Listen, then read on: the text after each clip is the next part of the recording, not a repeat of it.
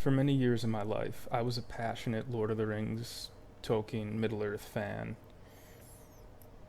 Probably until had seen all three of Peter Jackson's Hobbit films, and that's when my passion for Lord of the Rings finally tapered off, and I took a step back. And I said, maybe there are other things in this life I should learn to appreciate. And I shouldn't care so much about Lord of the Rings, because it's just a story, it's just for entertainment. So, how did my relationship with Lord of the Rings, with Middle Earth, go from passion to cool and distant? Well, I was disappointed by the Hobbit films, and disappointment is an understatement. I was heartbroken by the Hobbit films. 8 years ago, after I saw The Desolation of Smaug, I made a video basically airing my complaints so I could move on. But I'm still not satisfied. When I remember it, I keep thinking of more things where those films went horribly wrong, where the director and others, whoever made these decisions, took the scenes in the very opposite direction that they should have been taken in. And I'm just not done venting. So in one video, I want to repeat all those criticisms that I made 8 years ago, and I want to develop them a little bit more, and I want to add some more criticisms. There's one counter argument that normies and casuals make, and I want to address it right at the beginning before I get on to make my points. The counter argument to criticisms of The Hobbit is, oh, it's just a kiddie book. It's just for kids. It's a children's story. That is not an excuse for any of the criticisms I have of the films. Why should a movie be worse if it's targeted at children? Number one. Number two, I saw the Fellowship of the Ring as a child. I'd been reading the books and had the books read to me, and then when I was 9 years old, I saw the Fellowship of the Ring in theaters. The Fellowship of the Ring took itself more seriously than the Hobbit films, and at times in that theater as a 9-year-old, I was terrified. It was the first PG-13 movie that I saw, and is that a bad thing, that I was actually scared of the ring wraiths? That I was actually scared of the orcs? Is that a bad thing? No. That sparked an obsession with Middle-earth. It was perfect for a child. Children appreciate good stories. I became a zealous fan because when Peter Jackson directed The Fellowship of the Ring, he took it seriously, and he made something that I hadn't really seen, which was, it's a fairy tale that takes itself seriously, and that's what makes it interesting. And similarly, some of the criticisms I make, the casuals and the normies will say, oh, but that's the whimsical vibe of The Hobbit.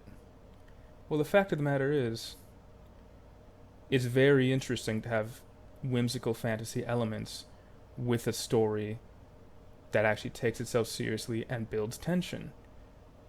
There's a lot that's whimsical about The Lord of the Rings. Hobbits themselves, who are the main characters, Frodo and Sam, are whimsical. They're short dudes with big hairy feet. That's whimsical. But nonetheless, in the directing of those movies, those characters were taken seriously. And that's kind of what makes Lord of the Rings so amazing. Now, to fully illustrate the depth of my disappointment with the Hobbit films, I'm going to go back in time to before the films were made to tell you about what my expectations were just from reading the books.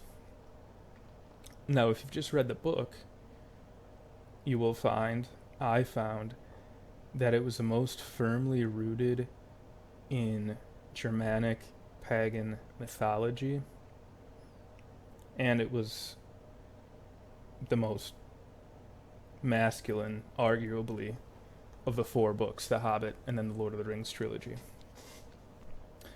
So you have 13 dwarves who come from Snorri Sturluson's poetic Edda, and their quest is to go kill a dragon that's guarding a hoard of treasure under a mountain, and that's from Beowulf. There are no significant female characters, and up until the Hobbit films, the dwarves had always been depicted as a particularly masculine race, right? They had huge beards that are longer than waist length and tucked into their belts, deep voices. Beorn, who comes from berserkers, like in the sagas, he shapeshifts into a bear. So, the book had a certain mise-en-scène, and it was very Viking-y and masculine.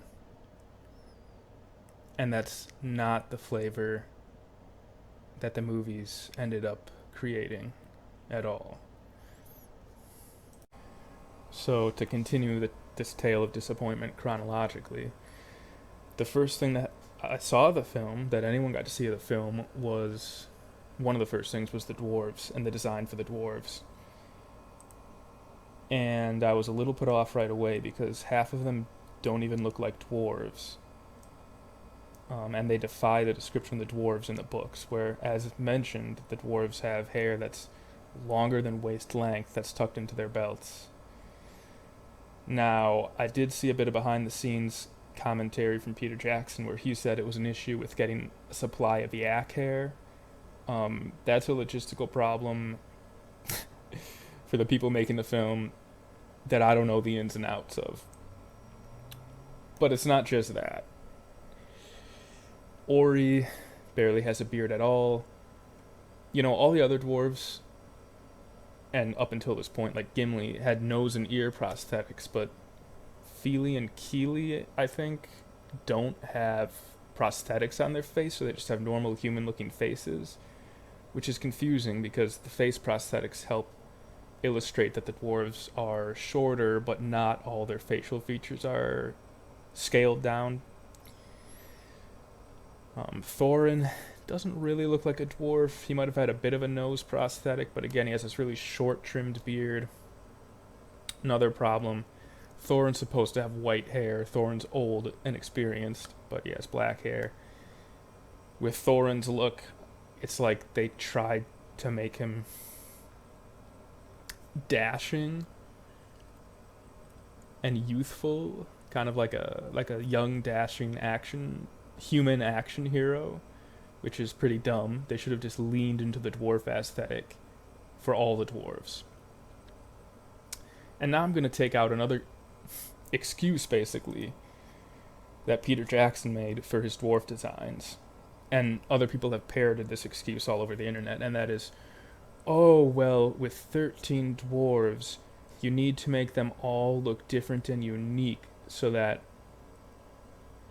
they're individually characterized and the audience can't distinguish them. I have two problems with that excuse. Number one, all their beards are too short. That doesn't make them unique. If every one of them has an inadequate beard, they're not unique from each other. Actually, maybe I have three problems with this argument. Number two, they could all have long beards and still have other distinguishing features. Color of the beard, styling, outfits.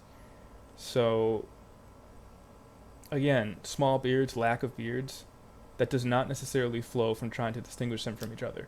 Number three, don't even try to distinguish the dwarves from each other. There are a couple important dwarves, like Thorin, who obviously the audience is going to know by name.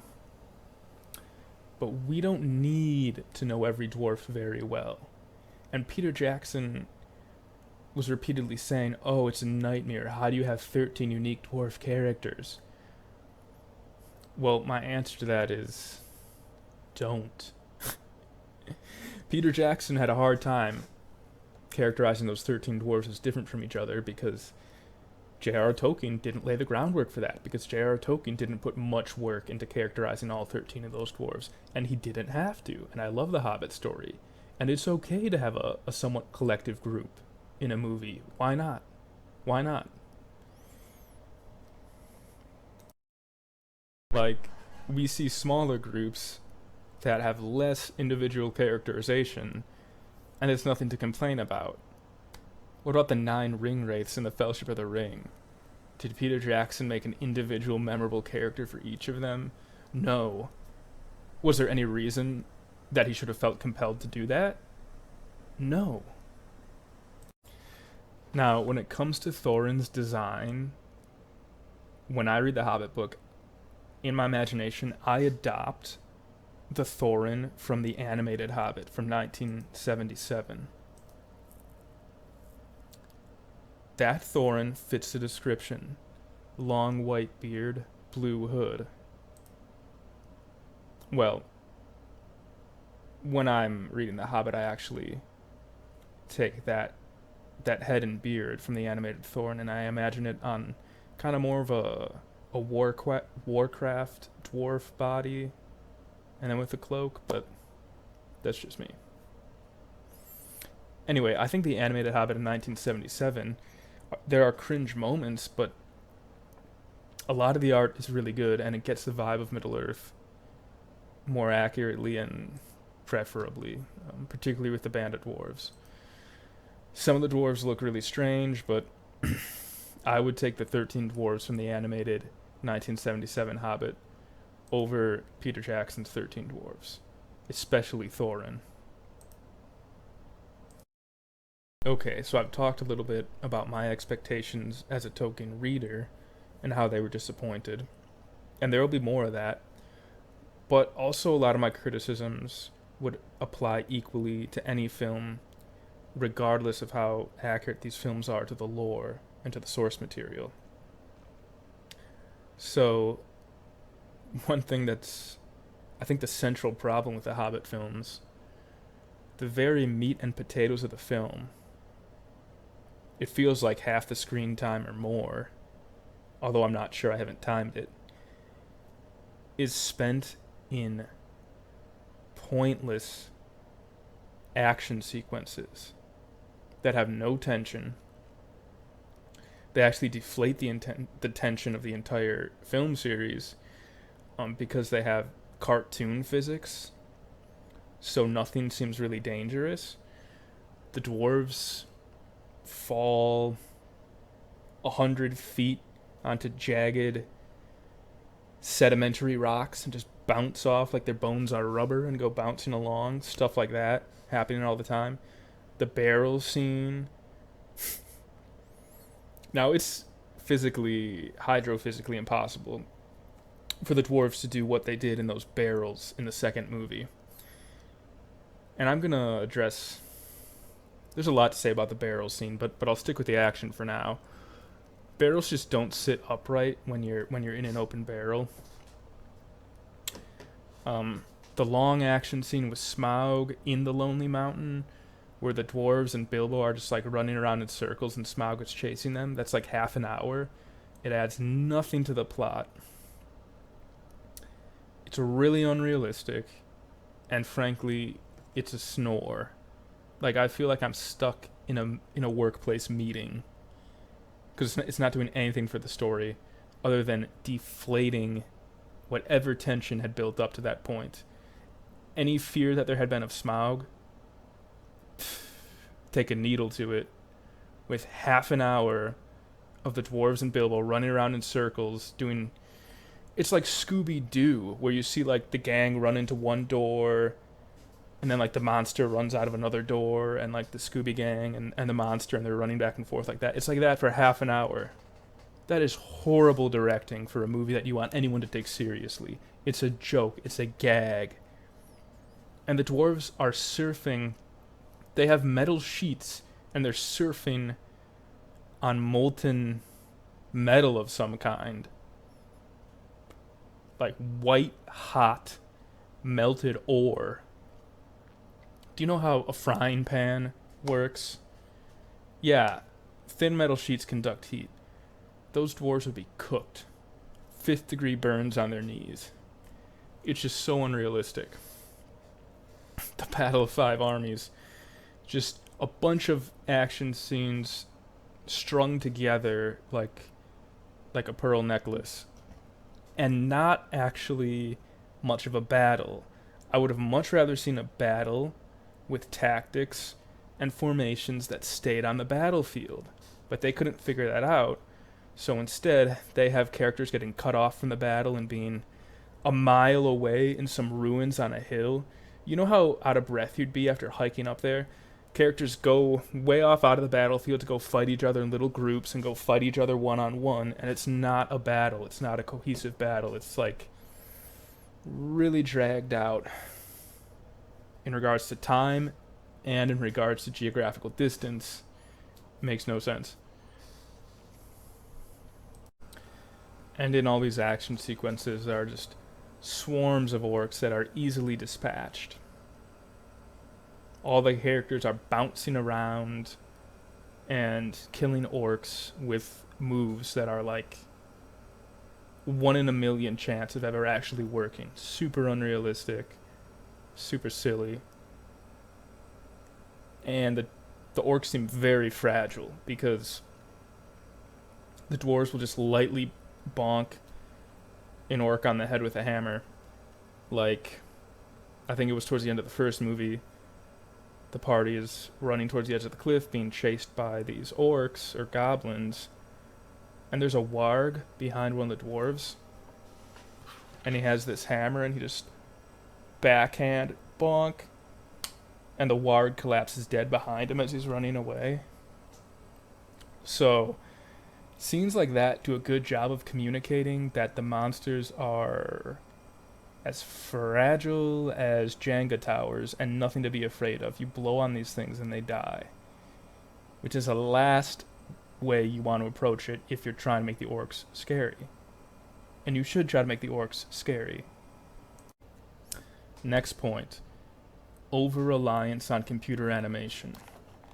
Now, in Peter Jackson's Lord of the Rings trilogy, computer animation was used very sparingly where visual effects wouldn't suffice. And in behind-the-scenes interviews, there's a pretty neat shot at Helm's Deep when the Uruk-hai are approaching on the plane, and there's lightning flashing. And Peter Jackson was on the fence about whether or not he wanted to actually include that in the movie because it was noticeably computer animated.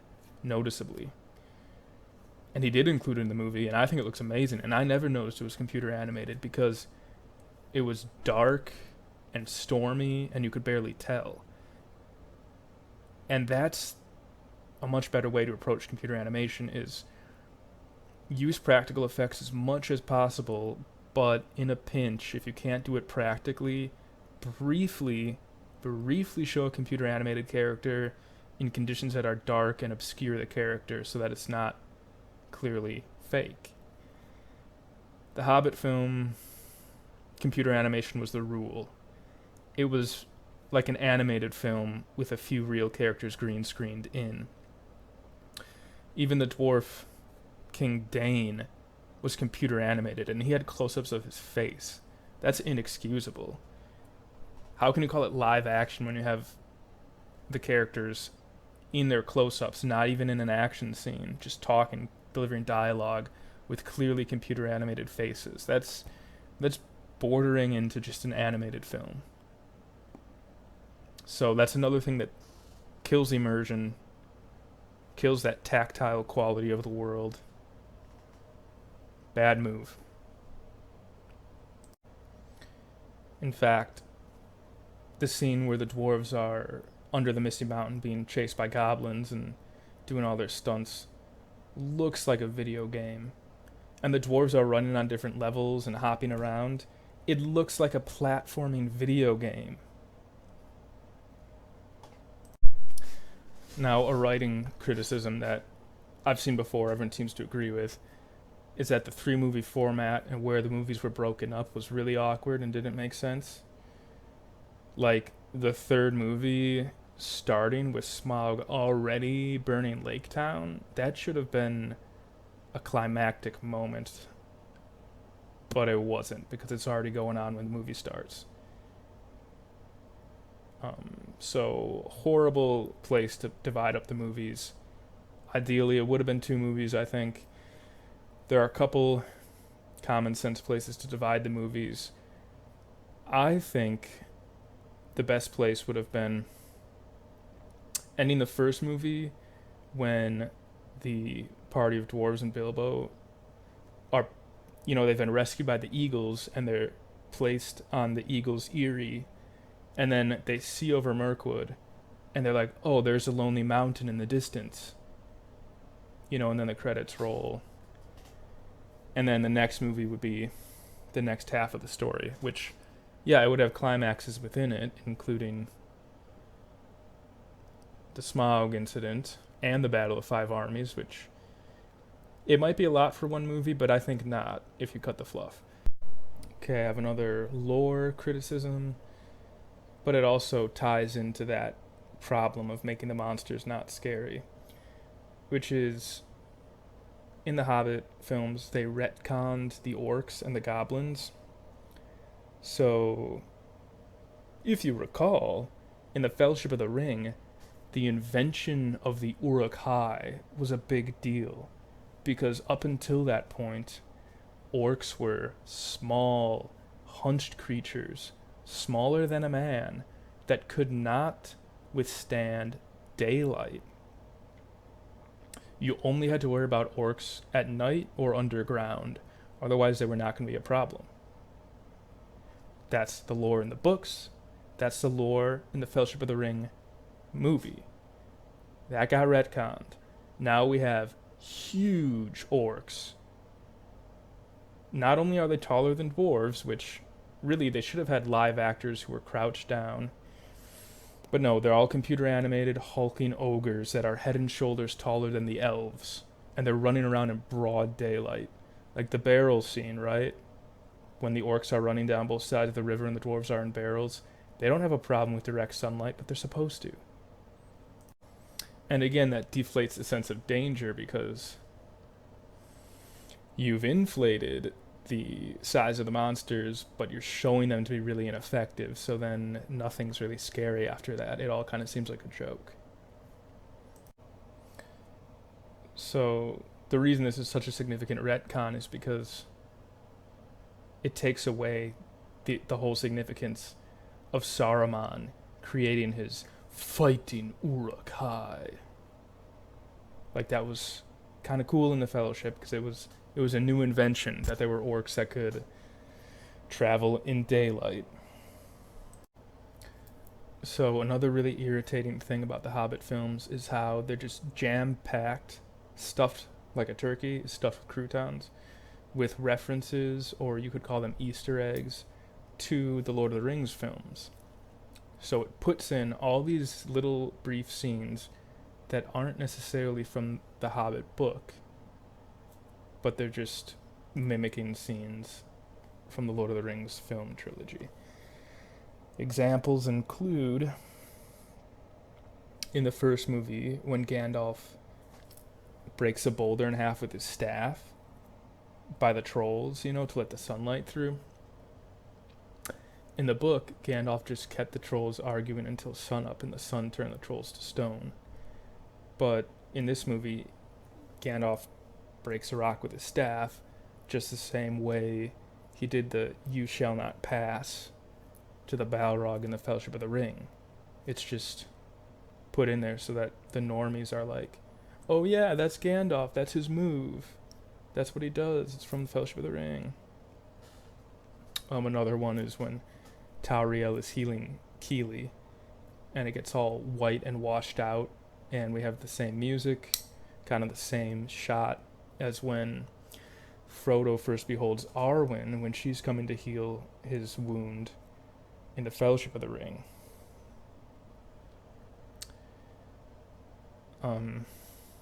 And there are probably 100 examples like this, where a line combined with a little musical riff, combined with the way it's shot, is just mimicking some shot from the Lord of the Rings film trilogy.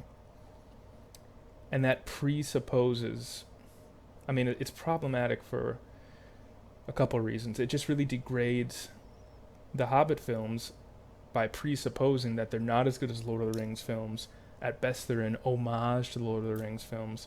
it also shows that the director's head is not in the story at hand. He's thinking about the Lord of the Rings films.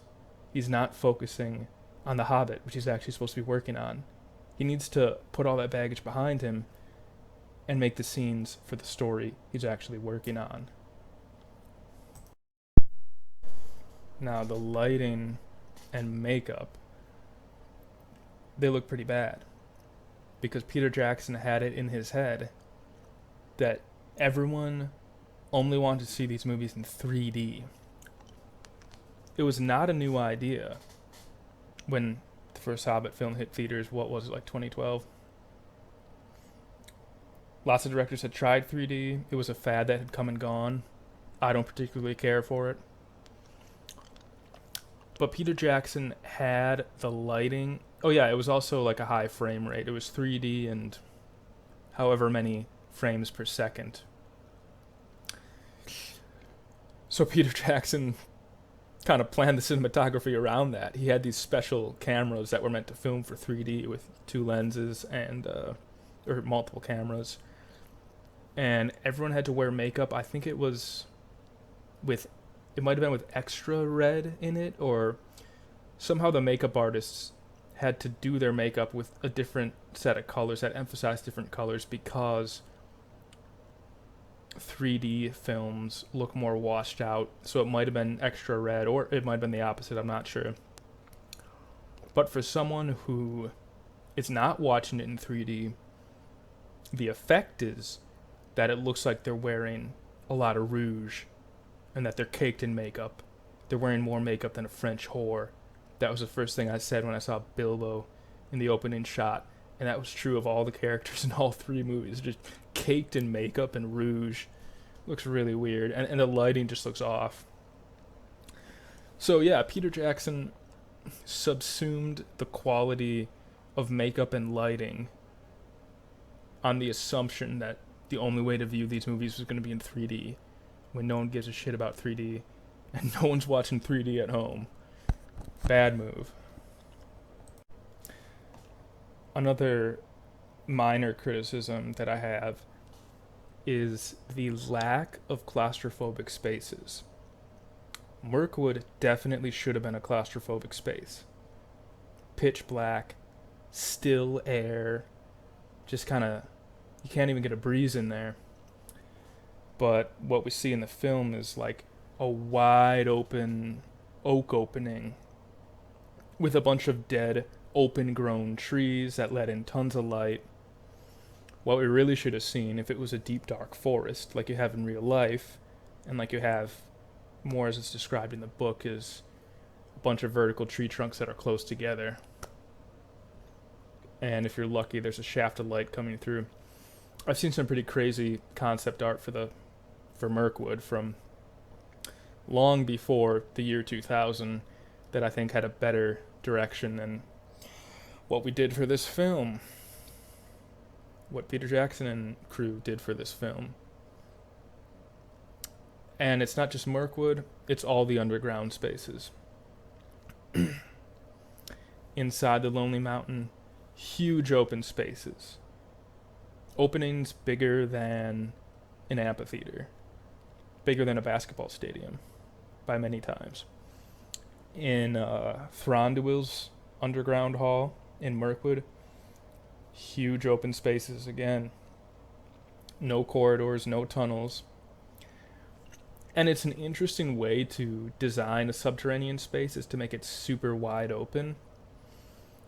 And I would have liked to have seen that. I don't hate it. I would have liked to have seen it in a few places. I think it would have been cool to keep Thranduil's Hall that way. I would have kept it that way to contrast it with other subterranean spaces that are more claustrophobic.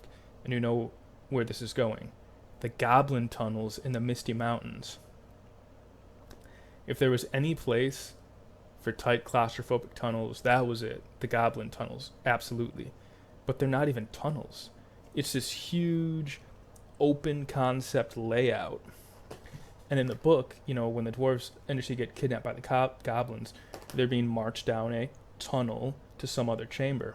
But in this movie, it's all open air, all interconnected, no sense of tunnels, no sense of claustrophobia, no sense of darkness. Just hugely spacious. From a visual design perspective, I reiterate, you could have some underground spaces like that, but in a perfect movie, you would have contrasted between the tight, claustrophobic goblin tunnels and the wide open, airy, elven subterranean fort. Another complaint I have that's aesthetic is the soundtrack is ham-fisted.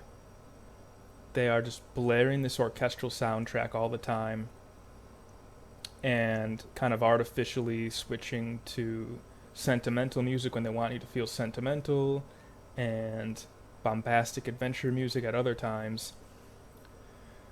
But it's not nuanced. And it's not used sparingly, and it's not used artfully. It's just balls to the wall orchestra for all three movies, unendingly.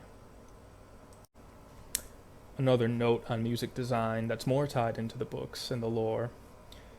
I liked how they included songs from the book, because I am coming from a place of Tolkien fandom, and I'm in the camp that would actually like to see the book recreated faithfully. But the genre choice for the Goblin song seemed really off. Now, I don't know all the genres of that brass instruments feature in. When I hear a brass instrument, I just think jazz. It's not really my specialty. I might be wrong about that, but let's just say it's jazz for the Goblin's little song. And they have the Goblin King singing it as if he's in a cabaret at a microphone. That song, as you read it in the book, it could have been sung by the goblins that are marching the dwarves down to see the Goblin King as more of a marching song. In which case it would not have been nearly as silly and, out of place. That's not at all the Goblin aesthetic. Jazz? No. What? It should have been a brusque marching song sung by a troop of goblin soldiers, probably without musical accompaniment, just the slap of their feet on the stone making the rhythm, like a marching song.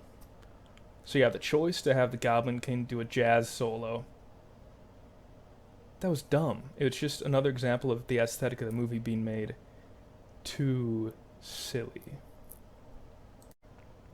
They literally shit on the character of Radagast. He has a huge hunk of congealing bird shit in his hair running down the side of his face. That's not from the book, in case you didn't know.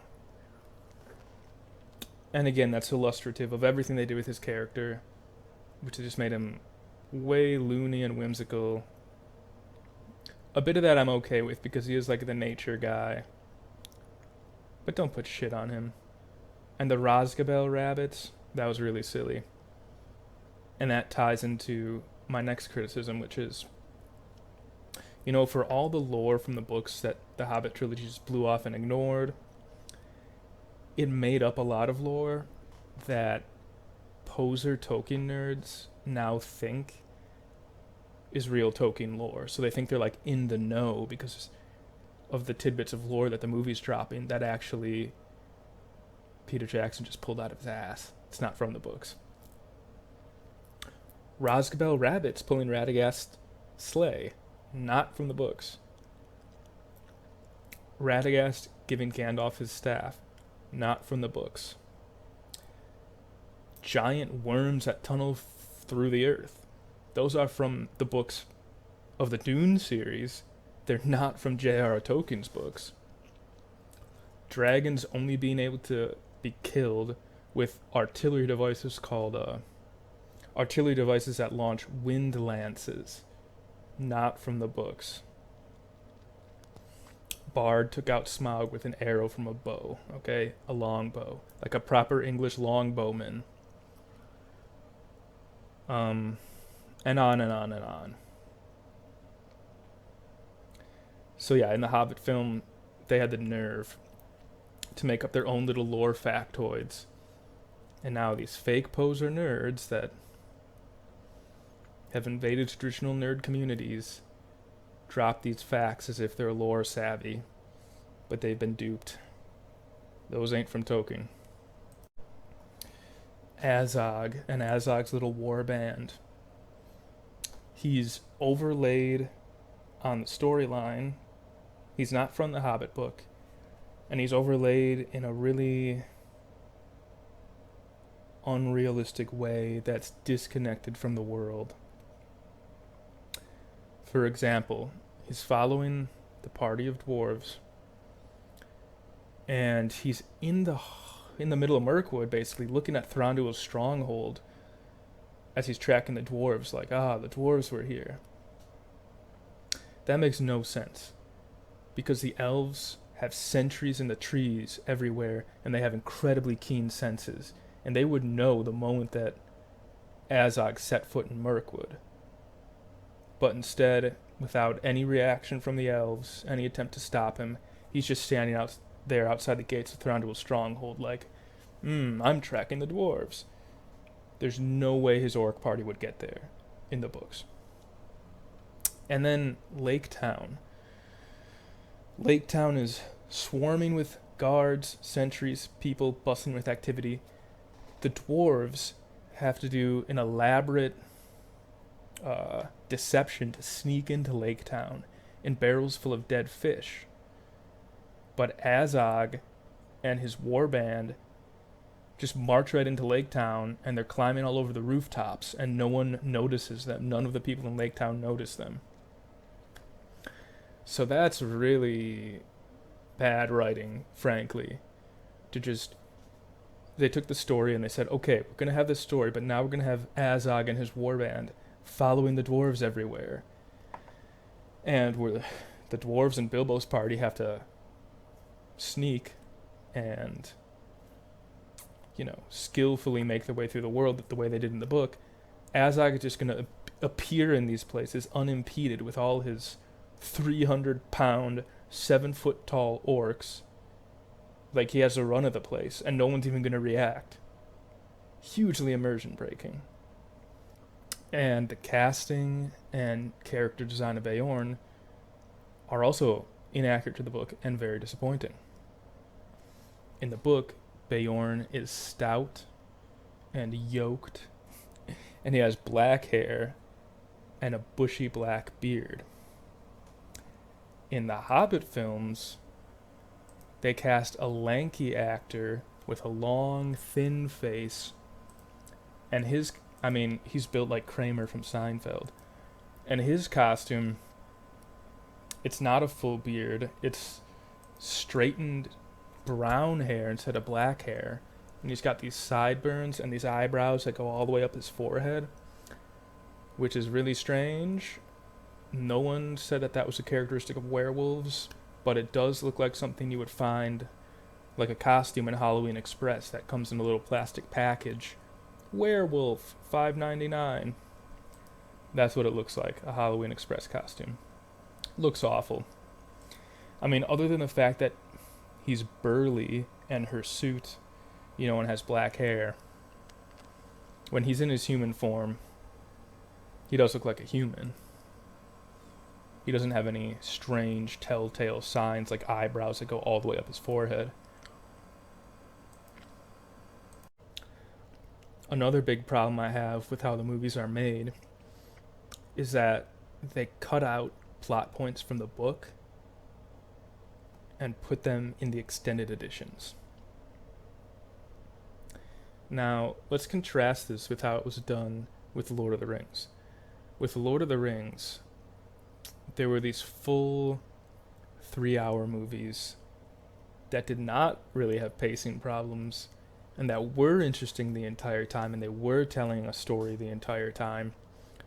And then for the additional icing on the cake for lore nerds, they had these little scenes that showed more of the lore but weren't necessary to the plot, and those are what they put in the extended editions. With the Hobbit films, on the other hand, You have incomplete stories full of fluff and filler and ridiculous action sequences that are stretched out to 3 hours. That's the theatrical release. A lot of crap. It's missing scenes from the book. And it turns out those scenes have been cut out and they're being sold separately in the extended editions. So there's no excuse for cutting those scenes out. Because the theatrical releases have so much snore fest filler, those scenes from the book, all the scenes from the book, should have been in the theatrical releases. One example I know of, I haven't seen the extended editions, but one example I know of is in Mirkwood. The dwarves have to cross a stream, but when they touch the water, they get drowsy and fall asleep. And I was waiting for that scene when I was watching the movie in the theaters, but it never came. And I was incredulous. I'm like, how can these movies have... They're so bloated, so extended, so full of filler, and Peter Jackson is still cutting out scenes from the books. And now I know why, because indeed, that scene with the stream in Mirkwood is in the extended edition. I would have preferred if the escape from the Elven Kingdom with the barrels was done the way that it was done in the book. Because we do not need more goofy action sequences in the Hobbit films. In the book, what happened is Bilbo packed the dwarves into the barrels, sealed up the barrels, and sent them out into the river. And the dwarves were stuck in these barrels, suffocating, basically on the brink of death by the time that the barrels washed up on shore, and Bilbo pried open the barrels and got the dwarves out. It was a challenge. It was a type of hardship. And the Hobbit films with Peter Jackson, they only wanted to show one kind of hardship, and that was their silly action sequences where everyone is bouncing around like rubber balls. We don't need more of that. It would be nice to see some other kinds of challenges. And in the book, indeed, the way it works is all the dwarves are packed into closed barrels. So the elves don't know that there are dwarves in these barrels, and they never do. Maybe they learn later, but they don't find out while the dwarves are still floating down the river. And Bilbo sits on a barrel, but he's wearing the ring so he's invisible as he's sitting on the barrel. So any onlooker, all they see is barrels floating down the stream, which barrels regularly were sent down the stream as, wine shipments. But think how grueling and frightening that'd be if you were a dwarf. You don't know Bilbo super well yet. He packs you into this barrel, and you're crammed up in there suffocating for, I don't remember how long it was. It was like a day or more. And for all you know, you're just going to die in that barrel, and Bilbo's just gone off somewhere else. But then Bilbo comes through for you, and you don't die, and you all make it to Lake Town. This scene could have been a source of so much tension. Again, think of the claustrophobia potential here. Could have been a source of a lot of tension and a lot of relief. But it's neither of those things. Again, it becomes a boring action sequence. Now, I've repeatedly complained about the action, because that is, as I said, that's the pith and substance of the movie. And it's not good action, and there was a lack of a type of action I actually did want to see. I wanted to see people who had been, with the assistance of fight choreographers, real people in combat. And there was almost none of that to be seen.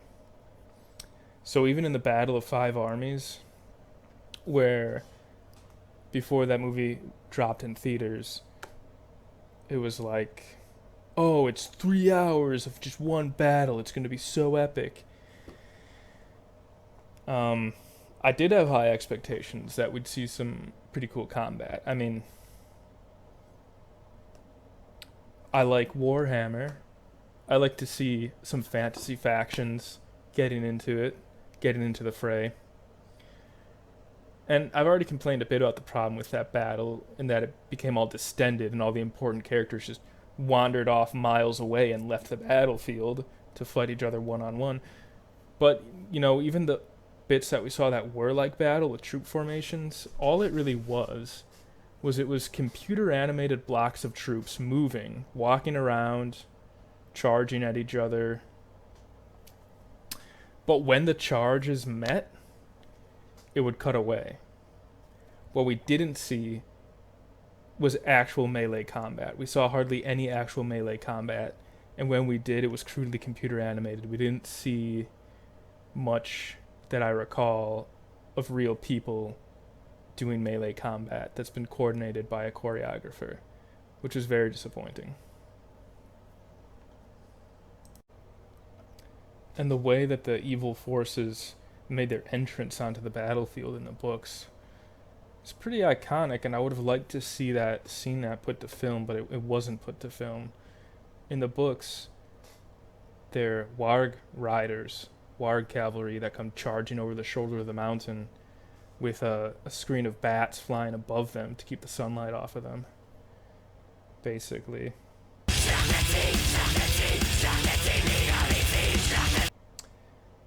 But in the movies, it's, as mentioned, it's these big worms from Dune that are not from J.R.R. Tolkien. And then the orcs come running out of the tunnels on foot. So I don't get my epic warg charge. The Dal Guldur side plot was bad. First of all, it felt like a fever dream. It felt like it wasn't even real, because it's these ruins full of illusions, and different baddies are just appearing and disappearing at random, like there are no rules here. Orcs suddenly right here, wargs, now you see them, now you don't. Ring wraiths, Sauron, they're all there right next to you. Sometimes they're visible, sometimes they're invisible. So what happened in the Hobbit books is Gandalf told the dwarves he had to go look into something, and he'd try to meet up with him later, and he just rode off and he was gone. So in the Hobbit book, we didn't see what happened at Dal Guldur at all. It's just later on, I think in the Fellowship of the Ring, Gandalf said that he actually went to investigate Dal Guldur because he heard that it was being rebuilt by a necromancer. And that's about all we hear about the whole Dal Guldur affair. And I think the appendices are what say the White Council ultimately drove Sauron out of Dal Guldur. So I would be okay with showing Gandalf investigating Dal Guldur in the Hobbit films, because we know from the Fellowship of the Ring that that's what Gandalf was doing at that time. It would be a side plot, it would be tangential. It doesn't affect the main plot of The Hobbit, but so be it. But out of all the ways that, Peter Jackson could have handled investigating Dal Guldur, I really dislike the way that he chose. Now, if Dal Guldur is being rebuilt, one thing that would have helped the sequence feel real and actually connected to the same world as the rest of the story, I feel like it's actually part of Middle-earth, is if there was a real outdoor set and there were actually workers rebuilding the fortress, carting big stones around, using mortar, cranes, winches, beasts of burden, rebuilding physically. Forget all the illusions, because that just makes the whole thing, as said, it feels like it's just a random fever dream just tacked onto the story. It doesn't feel like it's actually really happening. So none of that. And then the fighting. No. We didn't need to see any of that. We should have seen Gandalf going as a spy and being very cautious. And there would have been plenty of suspense. Maybe Gandalf would have even seen a ring wraith, but the ring wraith didn't see him. Maybe Gandalf was almost caught. Um, Maybe he notices there are orcs working on it, but I don't think the book specified that it was even orcs. It might have been conscripted slaves or criminals or something who were rebuilding Dol Guldur. But instead, what they did with the films is they made Gandalf and Galadriel and Saruman clash with the biggest, most dangerous baddies in a little green screen room that feels totally disconnected from the world, and just fight and fight and fight like Power Rangers. That was actually the tone of the Dol Guldur sequence, a Power Rangers episode, because there was not tension.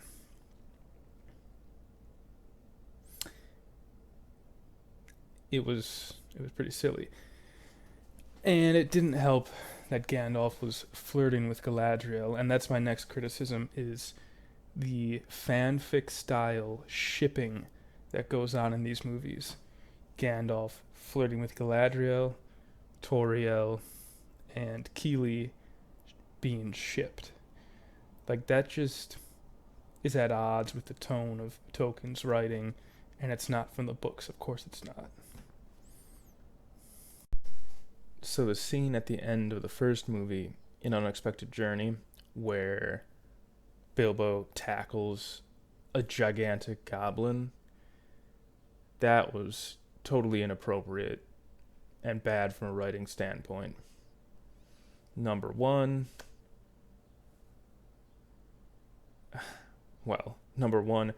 Bilbo's whole story arc is going from a homely hobbit to an adventurer.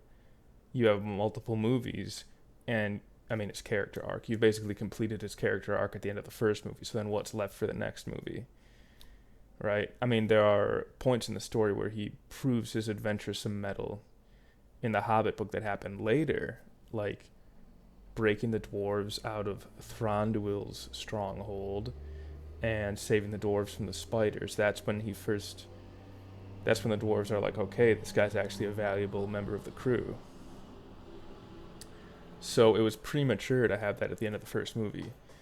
And the next problem with it, of course, it's just deflating any sense of danger, any fear of the orcs. Again, it's an example of the orcs being massively oversized and massively ineffective.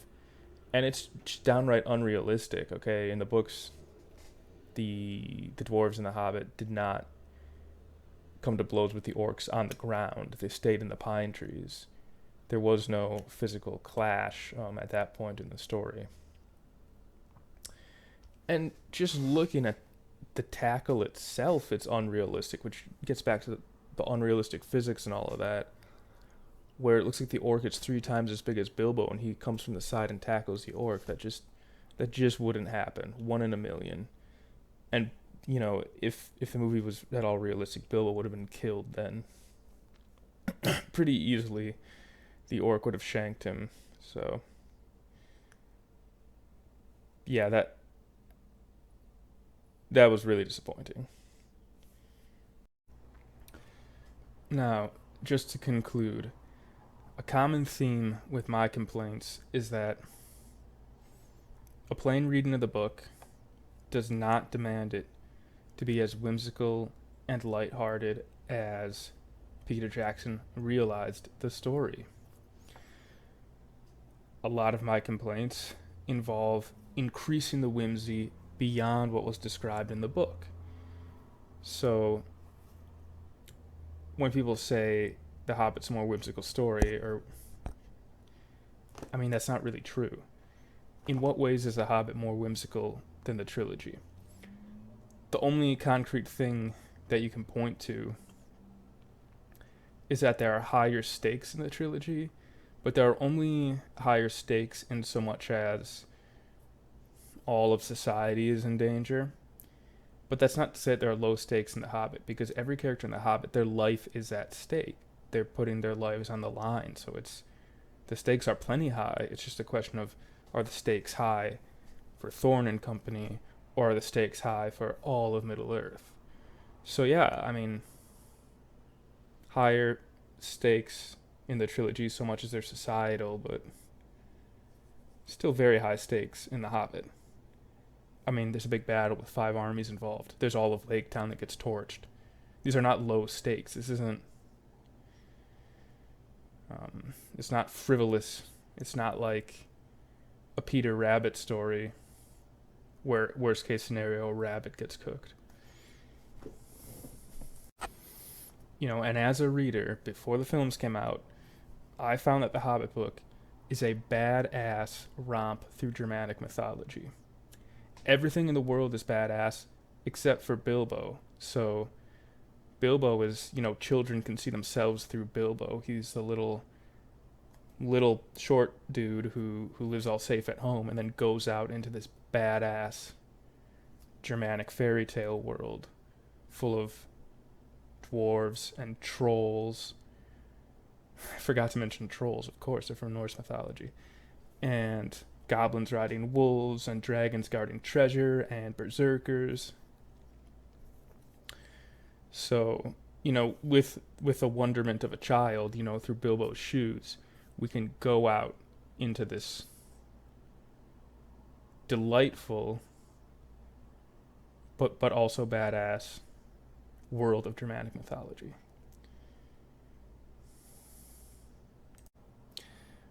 Almost all the whimsy is coming from Peter Jackson. He's imputed the whimsy into that story, and it just wasn't there. Radagast being like a silly stoner. That's not in the text. That got imputed into it. Bomber spinning around in a barrel like a top and chopping orcs down.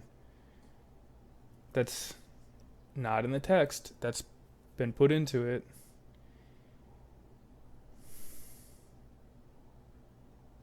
The way the dwarves look. There's a dwarf who has a hairdo like a starfish. Just silly and ridiculous. Again, that's all been put into the story by the film. That level of silliness is not inherent in the text.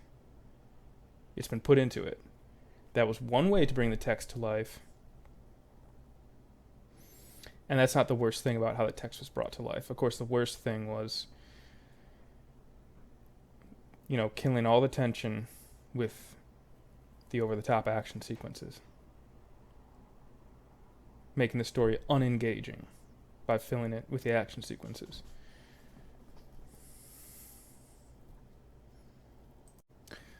All in all, the way The Hobbit was put to film is a full-blown mockery of The Hobbit. Even though The Hobbit book doesn't take itself too seriously, and even though it is a children's book, I'm hard-pressed to think of a way that a director could mock the story with more vigor than what Peter Jackson did. He made the dwarves clowns. He made the action slapstick. He didn't have to do it that way. This extremely lighthearted, whimsical vision of The Hobbit was the film director's choice. That's not inherent in the story. The incredible thing is that long before the Hobbit films came out, as someone who had read all 4 books plus the Silmarillion, I thought the one book that if I had to choose just one of these books to be made into a movie, it would be The Hobbit. Because The Hobbit is the most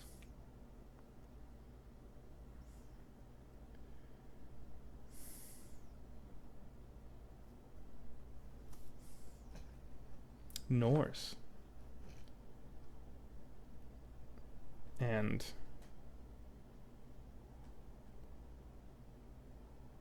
it just smacks of sagas and eddas. It's got all those badass elements that I love as a little age mythology kid who played as a Norse faction. But when it was made into a movie, it ended up being the worst movie. The one story that's my favorite book for being the most solid piece of Germanic mythology ended up being the worst movie by miles. It ended up being a farce. It ended up being a collection of clowns on a greased up ice rink trying to ram cucumbers up each other's asses as the can is blaring on blown out speakers.